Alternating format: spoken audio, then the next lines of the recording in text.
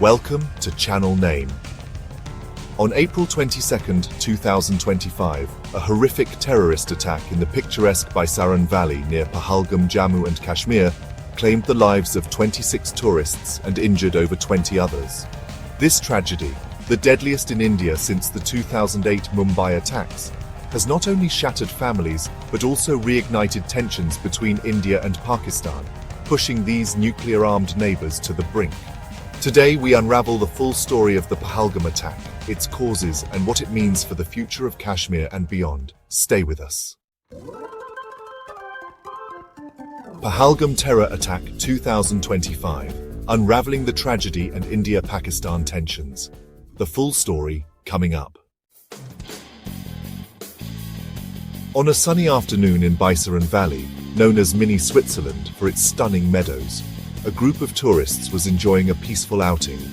At around 2:30 p.m., 5 militants, dressed in military fatigues and armed with AK-47s and M4 carbines, emerged from the dense pine forests. They checked IDs, targeted male Hindu tourists, and opened fire, killing 25 Indians and 1 Nepalese citizen. The attack was swift and brutal, with survivors recounting scenes of horror. One survivor, Kuldeep, told the Times of India he was asked to recite the Kalma before witnessing a man being shot. The attackers, reportedly from the Resistance Front, or TRF, a group linked to Pakistan-based Lashkar-e-Taiba, claimed responsibility on social media.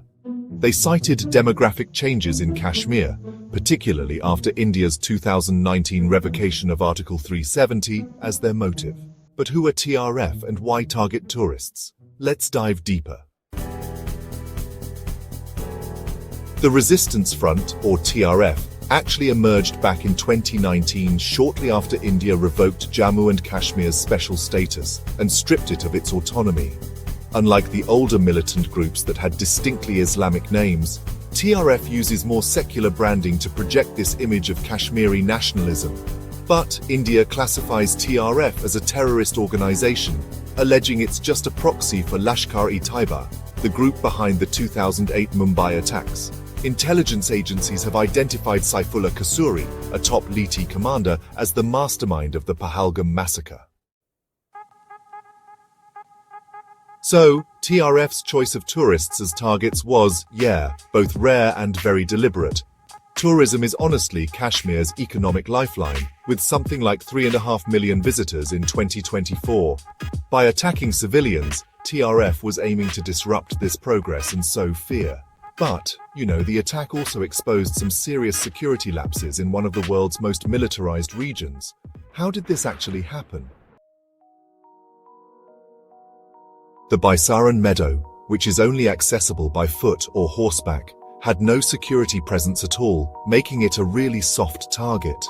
Preliminary probes revealed the attackers had infiltrated days earlier, blending in as civilians and even using helmet-mounted cameras to film the assault.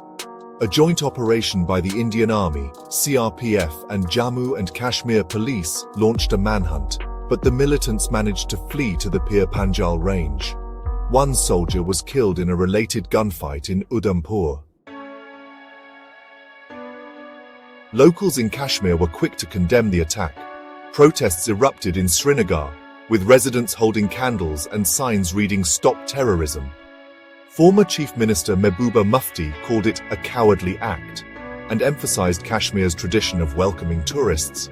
But the attack also sparked fears of anti-Kashmiri sentiment elsewhere in India. The tragedy didn't just shake Kashmir, it sent shockwaves across the globe, prompting India to take unprecedented steps against Pakistan. Let's explore the diplomatic fallout. India's response was swift and severe.